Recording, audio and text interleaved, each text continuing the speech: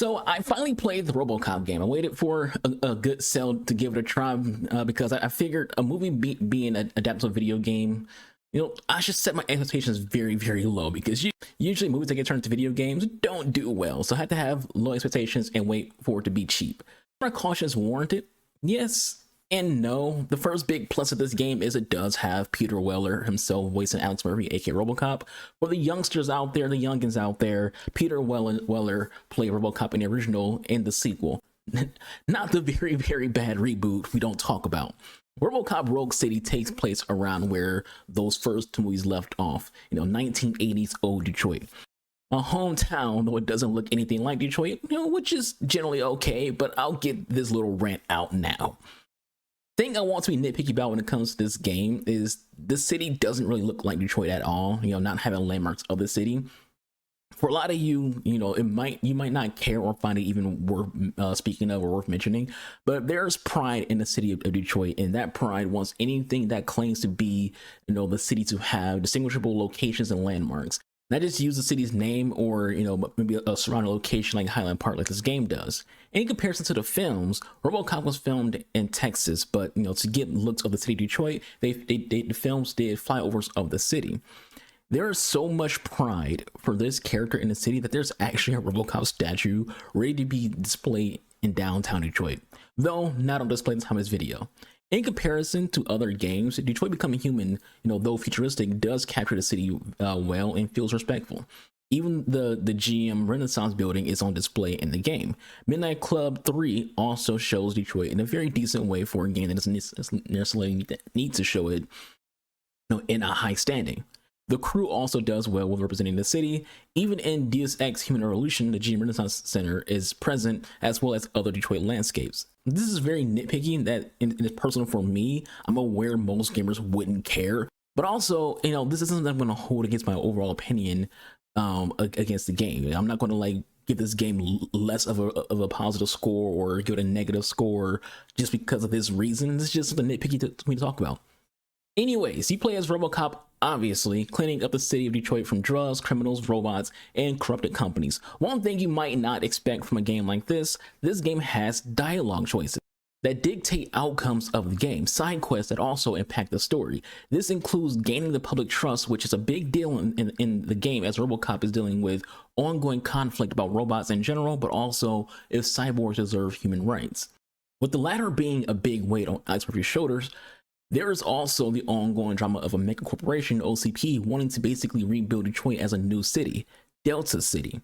Their means of doing this is through corrupt and evil means, as well as getting rid of the Detroit Police Department, which for me personally would suck if that was, a real situation, because my grandparents and my aunt were Detroit police officers during, the 80s and, 90s. I've been to the Detroit Police Department multiple times in the courthouse as a kid.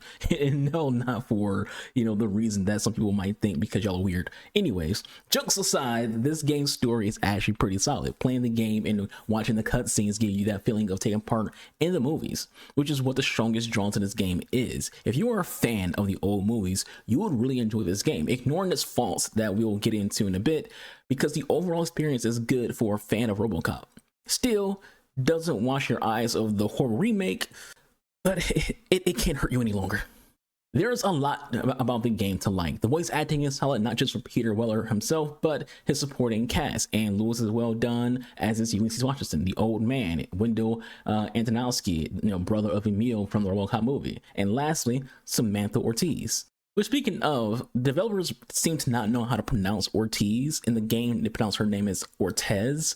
I've never seen the last name Ortiz pronounced as Ortez. It's like they're spelling it's like they're pronouncing it with an E instead of an I, but it's spelled with an I. I've never heard her pronounced that way. Maybe it's intentional. I don't know if they just didn't know how to pronounce it. I don't know. It's just something that I picked up on. The biggest plus about this game is it feels like such a true to the source experience, and you as a gamer, especially if you're a fan of the films, will really appreciate this game being so true to what it's based on. The game sees itself as actually being part of the Robocop film universe, like it's an in-between of Robocop 2 and Robocop 3. Even the ending literally points to this being the idea for the developers. As for how leveling works, it's a very simple RPG style with 2 leveling systems. There's your actual level progression where you increase your health, your combat efficiency, scanning, focus, deduction, etc. Deduction and scanning are really cool because it reminds me of doing detective work in the Batman games. Then there is the Auto 9 upgrade system. You come across these PCB boards throughout the game, and those boards can have not just upgrades for Murphy's pistol, but perks as well. But you have to be careful about how you upgrade your PCB board because the boards have negative effects too. So you need to make sure you aren't, hurting yourself during your playthrough more than helping yourself. So let's shift gears and talk about the negatives. This game, as good as it can be, does suffer from having pretty mediocre gunplay. Robocop is a brick, and you should know that going in, and it should be expected because, look at them. But what I'm talking about when it comes to the gunplay is that it kind of feels like playing in old arcade machine and like Chuck E. Cheese, in a lot of its encounters. I played this game on hard, so mid-game and late-game enemies become very, very bullet spongy, and that makes the gunplay lackluster. So my advice, don't play the game on hard if bullet spongy enemies, break your immersion. For those who played The Division, that was like a big complaint people had against that game, is that, for a game that's supposed to be realistic, air quotes, bullet sponge enemies kind of break that immersion. So that could be something for you here too. Again, I generally enjoy the game, but playing it on hard, there were moments where I was like, okay, this is taking way too long to kill someone in this game with a headshot. I had a moment in the game, I don't think I have it recorded for the video, but like I shot this is like towards the end game. I had a sniper rifle and I shot someone in the head 9 times and they didn't die. But the exact same enemy type later in the game, I shot like 5 times with the Auto 9 and they got obliterated. So it's inconsistent.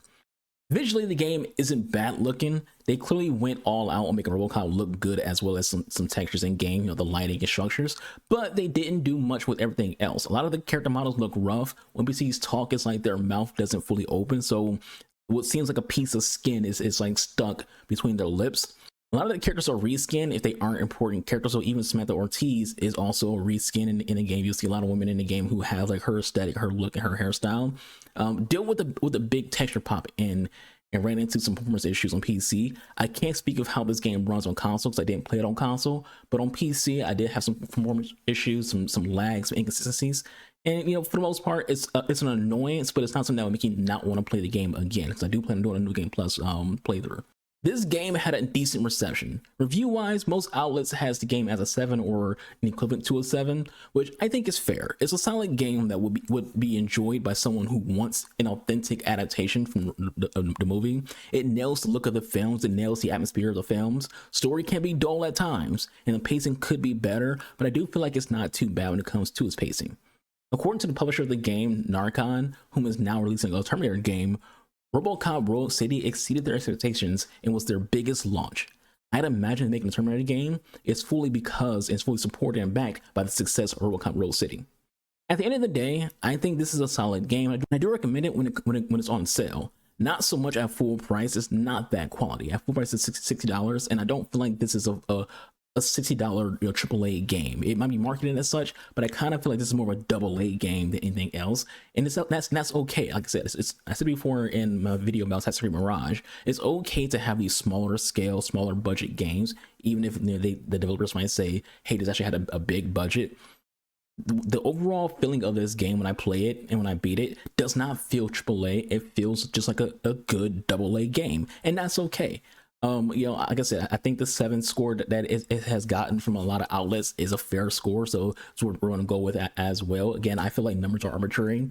The general point of the review is, what's good, what's not good. Do you recommend it? And I do recommend this game to anyone who's a fan of Robocop, but also to anyone who's just looking for, a quick game to play in between, playing some other games that they're playing or waiting on another game that's coming out down the line. But anyways, that's it for this review. Thank you all for watching. I hope you all enjoyed. I'll catch you guys on the next one. Y'all stay safe. Y'all be kind to one another. It's free to be kind. Hope you all feel good, both mentally and physically. I'll see my live stream. The link is below. Being boy, New Game Archer. I'm out of here. Deuces. Now, you leave. Bitches, come! It's time to celebrate.